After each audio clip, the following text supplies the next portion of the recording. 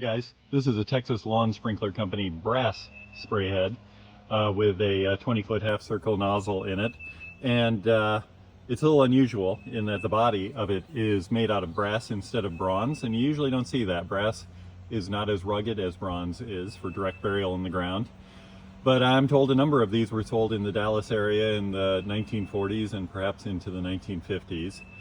The Texas Lawn Sprinkler Company, its abbreviation is TELSCO, and they are the parent of a company you might know better, which is Weathermatic.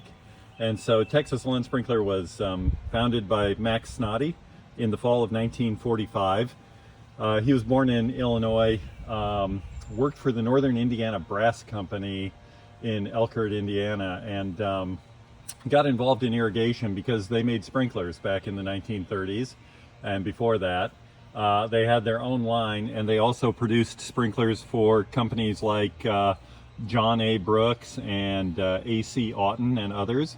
But Brooks was the primary one. He was a very big manufacturer and installer of landscape irrigation, and he'd invented his own sprinklers and his own backflow preventers. And Northern Indiana Brass Company, which you know as NIBCO, made those for them. They also marketed their own line of sprinklers, and Max ended up being on John's board of directors, and then in '45 he started his own company. He was very interested in automatic irrigation, and that concept he branded as Weathermatic, and that brand eventually basically took over how the company was known, and it's marketed all the stuff, sprinklers, valves, controllers, a whole bit today and for many decades now, strictly as Weathermatic.